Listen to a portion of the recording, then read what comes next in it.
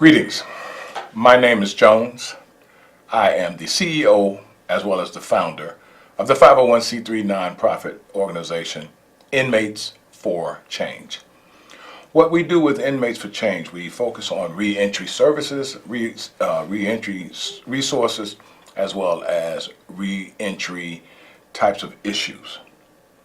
We also offer a 12-week curriculum which is entitled Path to Purpose, where we go through a classroom curriculum environment of critical thinking, analytical thinking, interpersonal interaction, self-image, relationships, anger management. We do a little bit of spiritual connectedness, God consciousness, and we also offer vocational training, how to interview successfully and how to put your resume together. I want to welcome you to tonight's show. Tonight's show is Moving the Multitude. I want to give you guys a brief little background about Inmates for Change and what I do.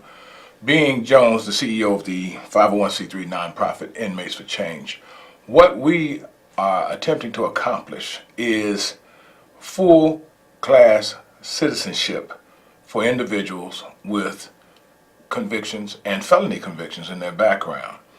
We hope that along the lines of advocacy and services plus participation, excuse me, that we will be able to become a voice, if not a catalyst for change in the reentry services industry. I was reading a website of statistical research on individuals with criminal or felony convictions, I should say, nationally, who are involved with the criminal justice system. And the number, as much data as they could provide at the time right now, was up to 2013. And at that point, for up to 2013, the number is easy 30 to 50 million adults. I didn't get a chance to look through for juveniles, but from what I've seen in the juvenile court system, just in the county of Cook, I would imagine if that number were multiplied times counties and then nationwide, it would probably be another 10 million strong. So our numbers being 30 to 65 million nationally of individuals with felony convictions and criminal backgrounds are being denied human rights about full citizenship and transitioning successfully back into community, family, society, and corporate America. Tonight I want to go over a piece where I also do a column with the LinkedIn, and I wanted to get this across to individuals who are in the viewership as well as those who are working very, very hard in the industry. This one is about moving the multitude. And give me a minute to read it, and then what we'll do is we'll open up the phone for calls or comments, and I can also give you contact information for Inmates for Change. So, I attended and participated in the Demand Reentry in America Summit that was held on July 3rd of 2017. I must confess, having secured an official day of legislative acknowledgement to bring to the awareness of the masses a day of recognition for reentry has special significance for me and every proponent of reentry fairness. The summit took place in the State of Illinois building, also known as the James R. Thompson Center, here in Chicago. The town hall meeting took place in a spacious auditorium of the Thompson Center. Seating capacity there is 600, not to mention standing room positioning along the walls of the auditorium. More than enough to support the participants who came to support the significant milestone. To my dismay, there were only 50 people in attendance, including the press and media personnel. 50 people. I thought to myself, this is a sad situation. Man, we had speakers from social services organizations, the clergy, legal counselors, former inmates, and even the well-known advocate for reentry and returning citizens, Mr. Benny Lee. The event was covered in part by personnel from the major news media outlets and in its entirety by the local community network, CAN TV, which you're viewing right now. 50 people. That room should have been bursting at the seams. Considering how many individuals we have under the jurisdiction of the criminal justice system, why is it that only 50 people were in attendance? Why is it that such a dismally small number of people committed to show up to acknowledge and support the summit, and we only got 50 people? Why didn't we have more representation from those affected directly when it comes to reentry? I'll tell you why. We haven't quite figured out how to motivate the multitude. We, being the advocates of change and fighters for the voiceless victims of the oppressive state of affairs of individuals with criminal backgrounds, we don't have a comprehensive plan of action. At this writing, I'm checking with other organizations around the country to find out if they had a reentry summit in their cities on the 3rd of July. So stand by for an update on the results in a future article or column of mine. Personally, I believe we need a comprehensive plan of action that has national coverage and implementation. Again, this is more than a reentry issue. This is a human rights issue. Returning citizens have to have an impact on the consciousness of the nation, and by doing so, we need to use the best of our best in planning and advocacy for change. I know quite a few individuals in the struggle for full citizenship who are in executive positions, and they're smart people. But they're all 60 years of age or older. I'm 63. We need individuals to use their life experiences and intellect to organize the planning of effective peaceful protests. We need the 45 to 55-year-old group to become managers of the plan and effectively get the ball rolling. We need the 35-year-old to 45-year-old group to train at becoming supervisors of the movement. We need the 25-year-old to 35-year-old group to be the crew chiefs of the movement at street level. And we need the 18 to 25-year-old group to be the legs of the organized planning. Our 18 to 25-year-olds are the warrior class of any motivated assembly of people. We need a consortium of individuals to head up the planning stages of development and implementation of organized peaceful protest. Not just one figurehead as a leader of such a grand undertaking. We need to develop a network of communication that reaches everyone at the same time, saying the same thing. We need to reach the street level population because that's where our core of the individuals coming home from prison end up, for the most part. They're standing around on the streets because they can't find work due to policies of not hiring individuals with felony convictions in their background. So you see, we have to get to the individual on the street to inform him or her of what we as a group are attempting to overcome. The unfairness, the violation of our human rights. That's what's at stake, our human rights. We can't afford to keep meeting in auditoriums that have a capacity of seating 600 comfortably and having 10% of that space barely used. 50 people.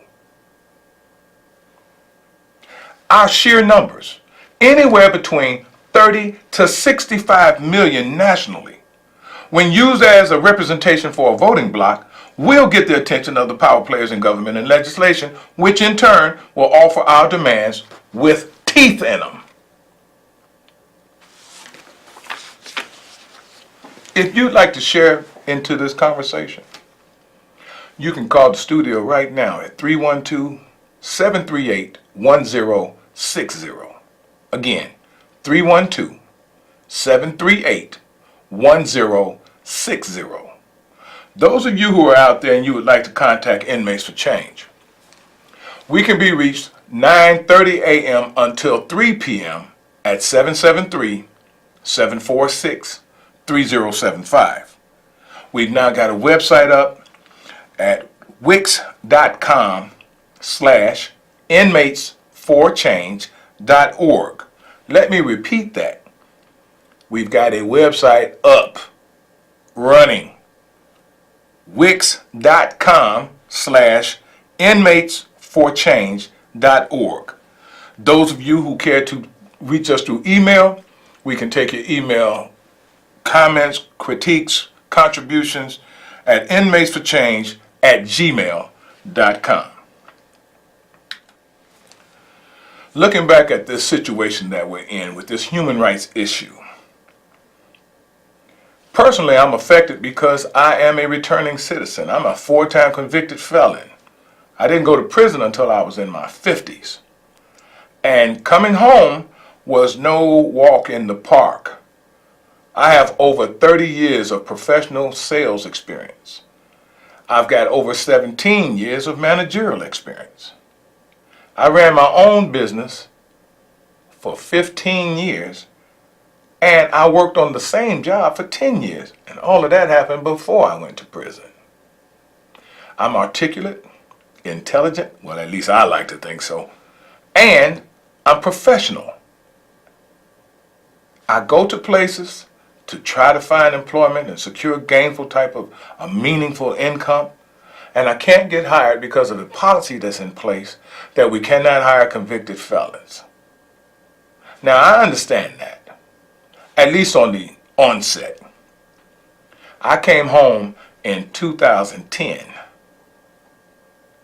I would think that an individual who has completely turned their lives around, not been arrested since, let's give it 5 years, 7 years, maybe even 10 years, has secured gainful employment, and has successfully transitioned into becoming an integral part of their family, their community, society, and corporate America, that individual should be considered as a rehabilitated individual and given full citizenship.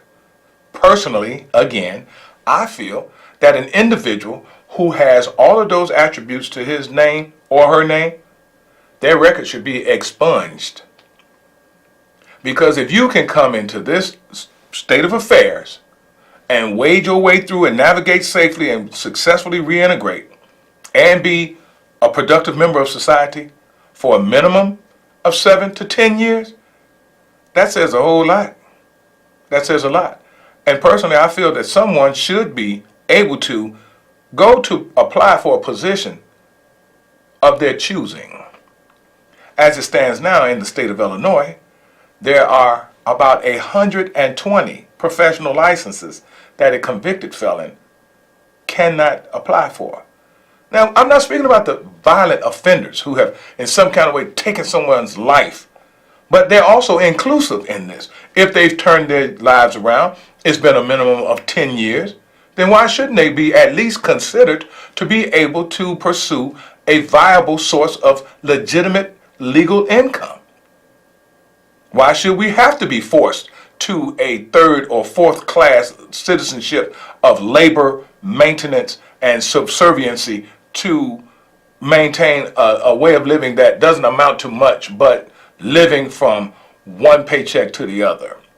I've got a caller right now. And caller, please tell me who you are and let me know what your contribution, comment, or question is. I can't hear this gentleman.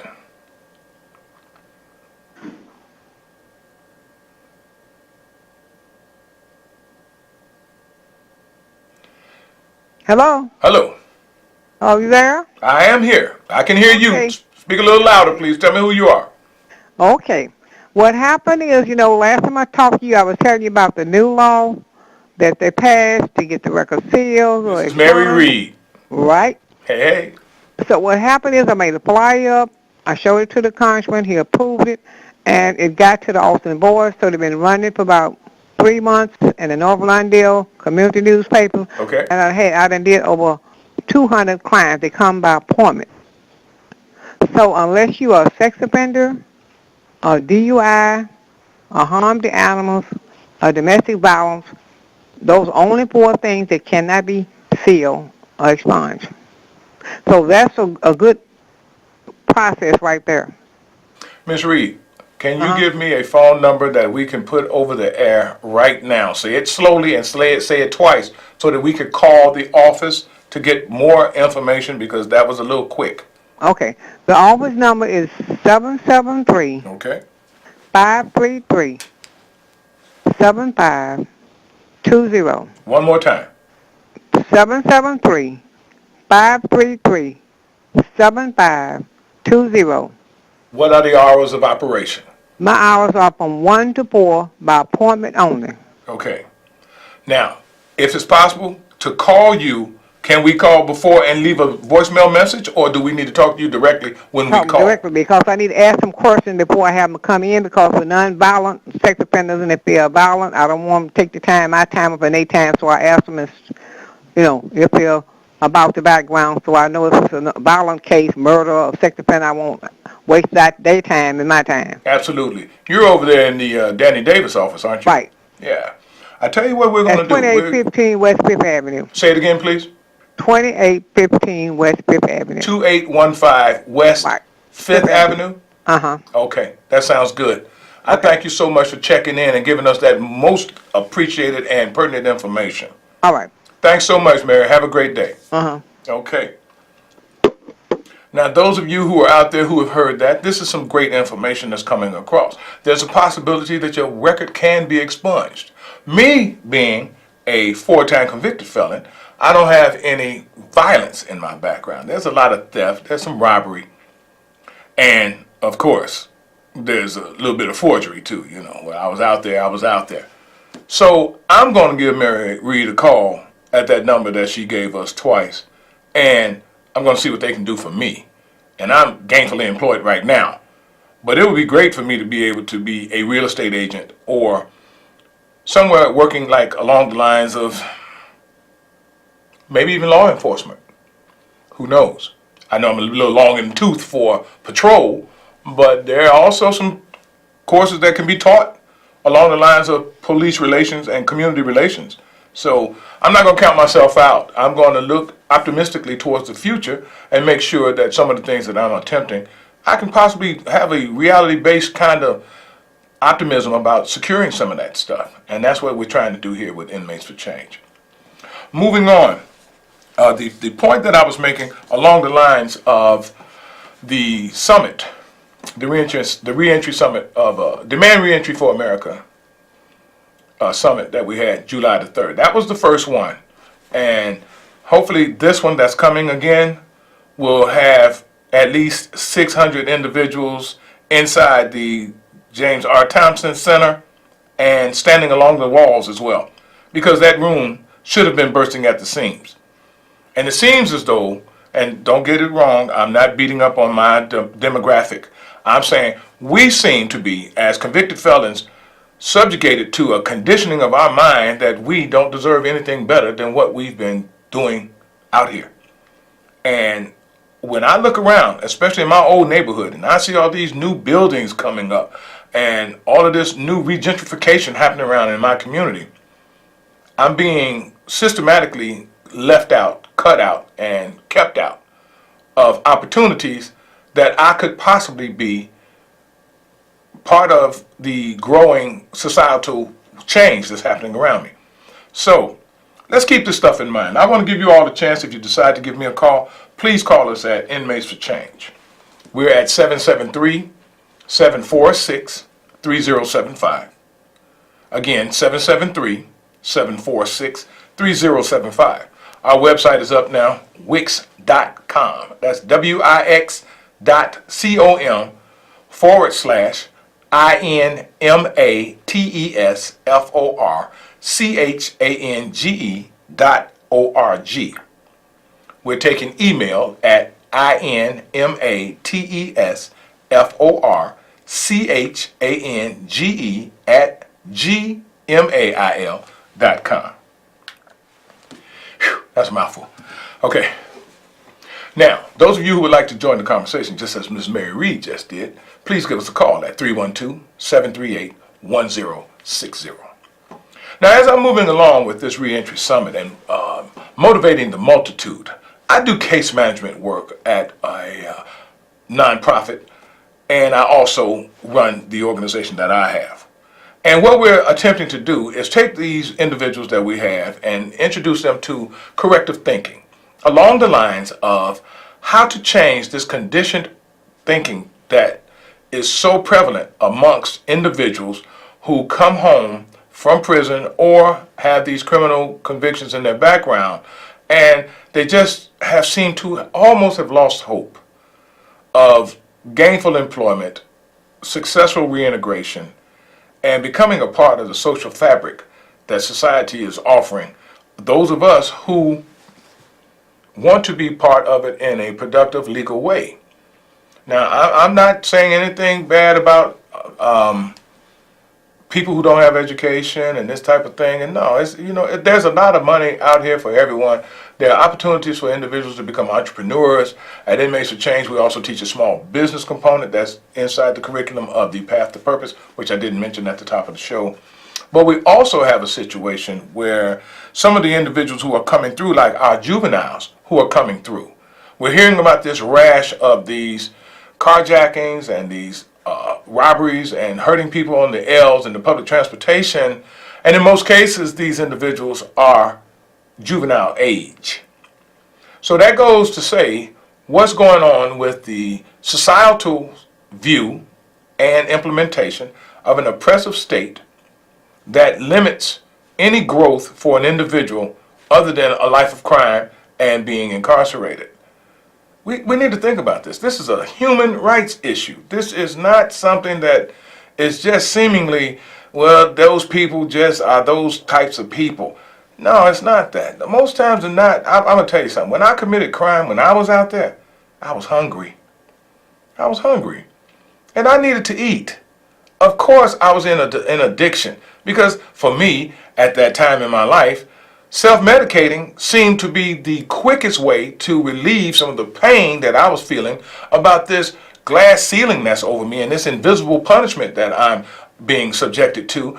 And I couldn't figure how to rise above the condition, whether I had created it by my own hands or it was already in place as I was coming through.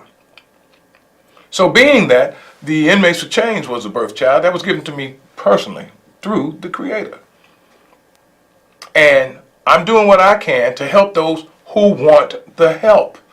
I'm not a try to save the world type of an individual. I'm just not that. If you want this stuff that we're offering and you are genuinely sincere about changing your life, pick up the phone and call us at 773-746-3075. Again, 773-746-3075.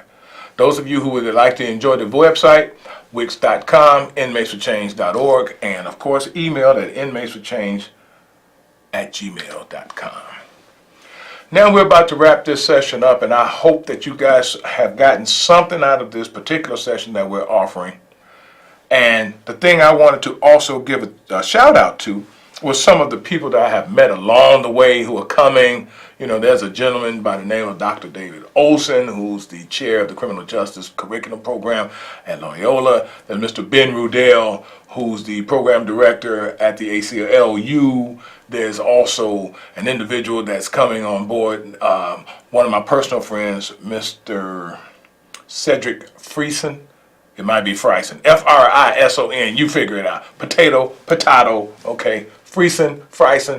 In any event, Mr. Cedric Frison will be on board with us. We also may give a chance to hear something from some of my previous clients who are successfully reintegrated back in.